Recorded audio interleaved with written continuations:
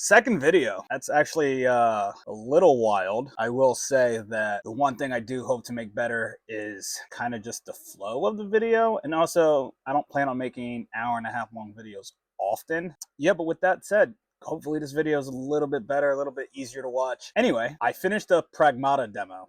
And when it ended, I didn't feel confused. I was just a little bit curious. Not the frustrating kind of curiosity where a game withholds information because it doesn't have answers yet, but the deliberate kind. The kind that makes you sit there for a second and think, okay, I trust you. And that's strange, because after about 20 minutes, I'm not entirely sure what Pragmata is, but somehow that's a good thing.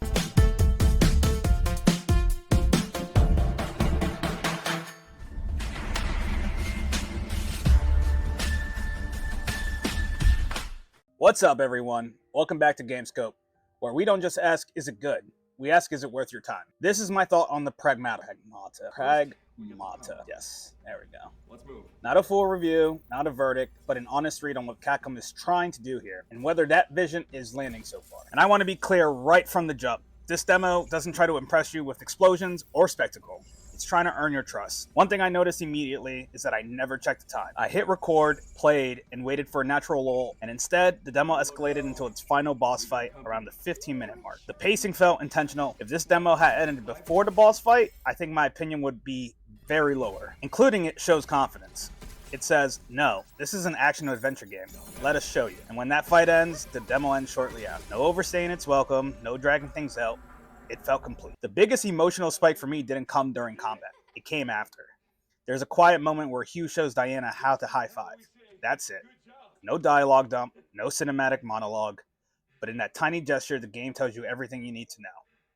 Diana isn't just an android. She's a child. And Hugh isn't just a protagonist. He's a lonely human trying to connect. I will say there was one clever line. How the heck am I gonna get back to Earth? You know, I don't think you can get home from here, because this is just the demo. And I thought that was phenomenal. I thought that was writing gold. I thought that was a good way to let players know that, hey, there is a story here. Sit tight, wait. That moment reframed the entire demo for me. Suddenly, this wasn't just about an abandoned moon base or a sci-fi mystery. It's about companionship. It's about humanity. It's about connection in isolation. And that's powerful storytelling because it's subtle. A lot of people are going to call Pragmata vague. I don't agree. I don't think anything in the demo was unclear. The mechanics are well explained, the systems are introduced cleanly, and there's enough environmental lore scattered around that exploration never felt mindless. I do believe that if you want to compare it like a food reference, that a demo is like an appetizer, right? It's just enough to get you started, not supposed to be the main course, not supposed to be like the most filling part of the meal. But if you serve apps with, margaritas, makes the experience better. And I didn't really get margaritas from this. I did very much just got the boneless wings, if that makes sense. What I mean by that is that the game drops you into Hugh's shoes without ever explaining why he's there, what happened to the base, or what's going on back on Earth.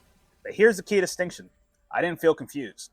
I just felt uninformed, and that feels intentional. The demo isn't hiding answers because it doesn't have them. It's holding them back because revealing them now would undercut the experience later. And that's a big difference. Combat is where Pragmata starts to show its identity. This is not a Twitch shooter. This is intentional combat. Hacking is clearly the preferred way to deal damage, solve encounters, and progress. Gunplay exists, but it feels secondary. And I don't think that's an accident. At no point did hacking feel cumbersome.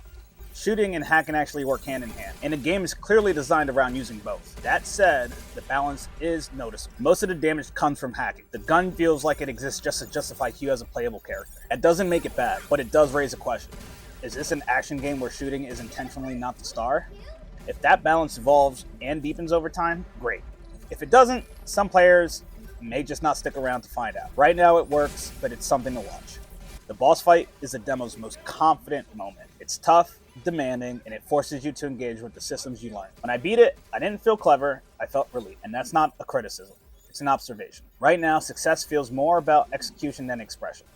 I'm curious if later encounters reward mastery more explicitly. But as a demo closer, it does exactly what it needs to do. Hugh, for now, felt like a vessel. There isn't much character development for him in the demo. And that's okay. He's a window into the world, not the focus yet. Diana, on the other hand, is the heart of the game. Ironically, the android feels more human than the human. I genuinely don't think Pragmata works without her. Remove Diana, and this becomes a completely different experience. That tells me everything I need to know about where the emotional weight of this story is. Movement is probably my least confident aspect of the demo. It's slow, heavy, deliberate. Think Red Dead Redemption 2, not bad, but just very slow and very noticeable. I didn't hate it, but I felt it constant. And that's either immersion or friction, depending on the player. For me, yeah, doesn't bother me. I can easily see this being the sticking point for some, though. This demo feels like a slow burn, not a cautious review. The visuals are polished, the audio design is restrained but effective. Nothing here feels unfinished. Capcom is an established studio with AAA, if not freaking quadruple A resources. And because of that, I do expect a refined final product. My biggest concern isn't vision, it's bandwidth. Capcom has a lot on their plate this year. I want to say like 4 Pragmata, Resident Evil. There's like 3 or 4 major releases, like huge games. Quality control and polish are what I'll be watching most closely. Pragmata didn't convince me I know what it is. It convinced me that the people making it do. And right now, that's enough. If this demo is any indication, this isn't a game trying to explain itself too early. It's a game asking for patience. And honestly, I'm more excited than I was before I played it. Not because it showed me everything, but because it showed me just enough to trust the rest. And that's about it. Pragmata, at least the demo, short, to the point, explained everything it needed to either hook you or lose you. Yeah, and hopefully this video is better. As you can see, we're not vertical. We're nice and horizontal in that landscape mode. So I think this video is going to come out to be a lot better. Don't know if you noticed, but lavalier mic too. So we're actually getting good audio the whole video. Yeah, growing, learning every day, obviously. Yeah, so editing should be better too. Hopefully it's a little easier. I guess let me do the whole YouTuber thing. If you like the video, go ahead, subscribe, comment, share, like, all those things. They do really, really help. Let's try to get to a second video. What would be an impressive mark to get to on the second video? Let's go like 250 subscribers before the third video. I think I'm at 15 at the time of recording this one. It's been 2 days. 2 days since I dropped the first one, so progress. But anyway, for GameScope, I'm Melvin Vargas, and it has been a pleasure playing and showing you and describing to you and giving my review to you of Pragmata.